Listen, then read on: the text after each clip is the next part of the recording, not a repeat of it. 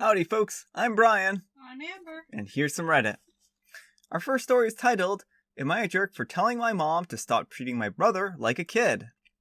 I'm a 21-year-old female and I recently had a big fight with my mom.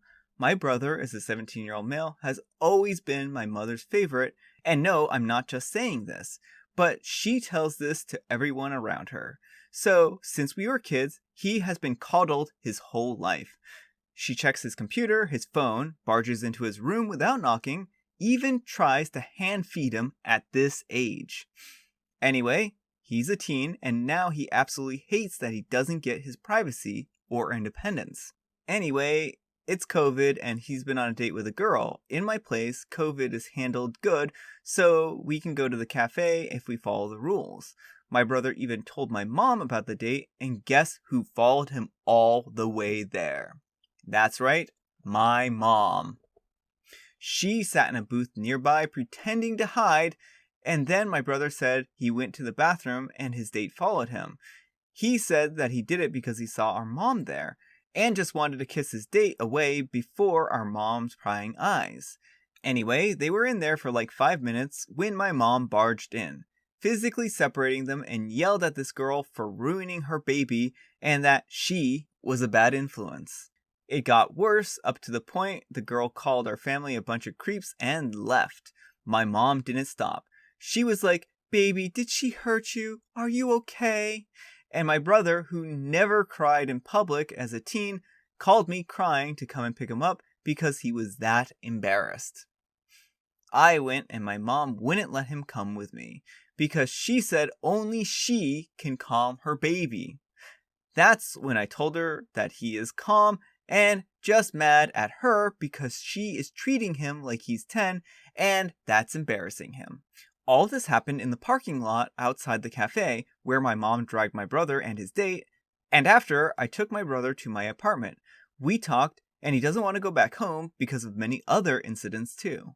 My mom is calling and texting and saying that I had no right to act like a jerk and embarrass her in public, and even my dad says my way of handling the situation is completely wrong. I still refuse to apologize, so does that make me a jerk? Alright, OP. I mean, I don't think that you're the jerk in this situation. You were trying to look out for your brother. He voluntarily went home with you, and it sounds like your mom is smothering him. I honestly don't feel like you've done the wrong thing. I mean, I don't know what age people are considered an adult in wherever you're from, but he's almost 18. Most places people are adults at 18, and if they ever want to see their son after he turns 18, then they need to do an about face. And with your dad being like, "Oh, well, you took this too far." What? Are you serious? No. Like, you didn't do anything that was, ridiculous here. You took your brother out of a bad situation. And if your dad's too blind to see that, then I don't know what's wrong with him. Also, your mom is saying that you embarrassed her.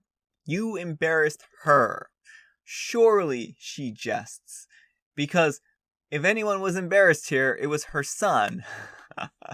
So I don't know what she's thinking here, as this is absolutely absurd. She needs to get her own life and leave her son alone.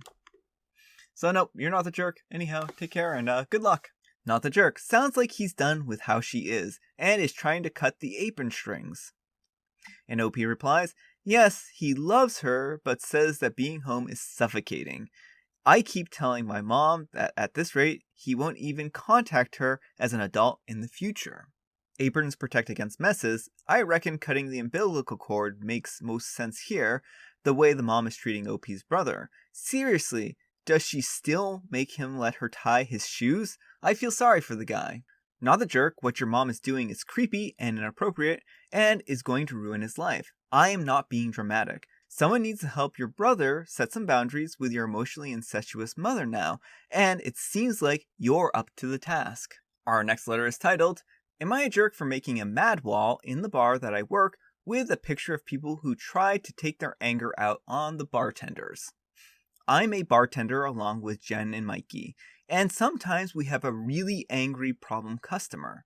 We have security cameras at the bar, and recently my coworkers and I grabbed some stills, of the people who get the most mad for no reason. We stuck them on the wall next to the smile, you're on camera sign, and when someone acts obnoxious, now we are like, do you want to be on the wall? It's not a good look, bro. Anyway, a guy I was casually seeing, Joe, comes to the bar and he gets some stupid disagreement with Mikey, who tells him to cut it out or he's going on the wall. Joe told me that was messed up to threaten people like that. It's a small town, being forever embarrassed like that, where everyone in town can see and have an effect on people's jobs and families and stuff like that. I was like, oh, well, I guess they can stay mad enough to stay out of here then. And then he told me that I was being a petty person and that if my coworker ever put up a picture of him, he would be coming to take it down. I told him maybe he should go, and it was super awkward. Am I the jerk for having a mad wall in the bar? You know, OP, no, I don't think that you're the jerk here. You know who's a jerk? The people who are on the mad wall. These people have earned this place. Public shaming isn't always necessarily the best route to take in certain things, but what can you do with customers who are constantly getting mad and being belligerent and, taking it out on bartenders? And sometimes it helps to have some kind of culpability. And these people, they're kind of reaping what they've sown. They've done some bad things, they've taken it out on the bartenders, and I don't really think that it's a problem here to put them and their obnoxious behavior on full display. And, the thing is that probably the patrons of the bar are well aware of who the bad apples are already. It just makes the person who acts obnoxious and angry aware or more self-aware that their behavior is completely unacceptable. So, yeah, I don't actually see a problem with this. So anyhow, take care and good luck. Not the jerk. All of the people saying that everyone is bad here are prioritizing the reputation of the people on the wall over your right to be able to do your job without facing harassment or abuse. If people don't want to be shamed, then all they need to do is be respectful to the staff. A lot of bars in my area have a list of people on the wall who are banned for everyone to see. Because if you see those people in the bar, you're supposed to let staff members know that they can be bounced. It's a small town, everyone knows everyone. So if I see John Smith in the bar, I'm having him bounced. You have to be a huge jerk to be banned from these bars. This isn't that you got out of hand one time and they banned you kind of petty stuff. These are repeat offenders who start fights and try to trash the place. They've proven time and time again that they can't keep it together while drinking. So sorry, John, I'm telling the bartender that you're here because I don't want to deal with your BS or get punched in the face when you have a drunken meltdown, and just so happen to be sitting beside me. This is just a perfect example of how actions have consequences, not the jerk. You're assuming the one behind the bar is always right and fair. I mean, this person brings up a good point. Maybe I'm in the minority, but seems like a fun way to make the point. Also, I have a feeling that you guys would take down the photo of someone who came back the next day and apologized. And OP replies, yeah, we totally would. Nobody has yet, though. Our next letter is titled, Am I a Jerk for Not Going to My Boss's Barbecue? So, on Saturday, my boss had a barbecue/get-together for people in the department and their families at his house. I went to one that he had 2 or 3 years ago, and basically it was a fun thing for the guys. He took them out on his boat for a few hours, and they had some beers and played lawn games. All of the women, mostly co-workers' wives, because I work with mostly guys, stayed back at his house with the kids. He had activities for the kids, and socialized with each other and helped his wife with the cooking. I'm a female and single, and I don't really like kids, so it just felt like a wasted Saturday to me. And it sort of bugged me that all the guys get to do something fun and the women aren't even asked. I get that most of them were there for their kids, but I wasn't, and I don't like being lumped into babysitting when they're not my kids. He's a decent enough boss, and I like the job itself, so I just shrugged it off. Well, when he told us about the one on Saturday, I said I had a dentist appointment. The only thing I could think of when he asked. I figured I was in the clear. Then today, he kept sort of making passive-aggressive comments like, well, at least most of the department was there and had fun. Too bad certain people had such important appointments. We had a good time, and it would have been nice to have the whole department there. I guess I was the only person not there. I'm the only woman in the department that doesn't have kids, and I don't really have anything in common with my coworkers' wives.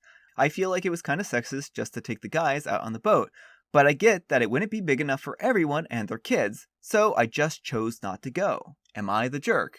Alright, OP, I mean, what he's doing here is completely uncalled for. Like, I think that you're not in the wrong. This is kind of just a gross situation, and I can't blame you for not wanting to be involved with it. And I guess the worst case scenario is if he continues to harass you, I would write up this and send it to HR. I mean, that's probably all that you're going to be able to do to stop him from harassing you. And I mean, it's good that you have a good working relationship with your boss, and maybe you could also sit down with him and explain why you didn't want to go or felt uncomfortable going. And I guess it just depends on whether or not you feel like there would be repercussions against you. And that's the trouble, is that sometimes it's difficult to confront bosses because they have a lot of power and control over your life. So if this is something that you feel comfortable with, it might be a good idea to sit down with him and say, look, I really don't care for the barbecues because I feel more like I want to go out on a boat and not like I want to babysit kids.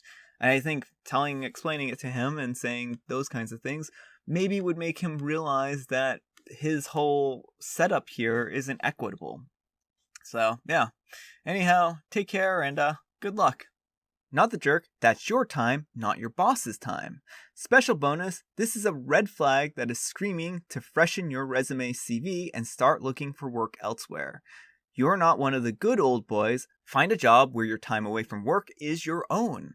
Absolutely. OP, you have zero chance at upward mobility at this job as long as you're working for him. Yeah, and that's a really good point that I didn't think of. Your boss is going to favor probably your male counterparts, and it's probably no coincidence that your workplace is mostly full of men. Just saying. So, yeah, you probably should be looking for a new job. Not the jerk, and I don't get this at all. OP, come to my barbecue where you will be relegated to watch over other people's kids and speak to who we consider to be real women because they gave birth, speak and socialize with mostly strangers to help cook for the hungry menfolk who worked up an appetite having fun on a boat. No thanks. Not the jerk, but coming from a male-dominated profession myself, I can say you may be seen as not a team player and more of an outsider than before. It may be worthwhile to tell him that you'll juggle things if you can have a ride on the boat with a big smile on your face. Also, in a social situation like that, never allow yourself to get relegated to the kitchen or wives group. Stick with your male co-workers no matter where they go. If they head out to the boat, you head out to the boat. Always force them to explicitly exclude you if that's what they want. Although, since it's probably not a work-sponsored event, HR won't take kindly to a supervisor if he explicitly excludes you by saying, "This is just for the guys." Try to find an older woman who can mentor you. I was fortunate to have a very politically savvy woman take me under her wing before she was promoted to president of the company. We are already at a disadvantage because these guys will talk business in the men's room or golf course, and then act surprised when you are unaware of business conversations that occurred at the urinal. Don't give them one more situation to turn you into an outsider. You know, let's leave this with the person who has the personal experience here. Alright folks, that's all the time we have for today. I hope you enjoyed today's video. If you did, consider giving me a like. If you didn't, consider giving me a dislike. Thanks so much for watching, and I'll see you all tomorrow.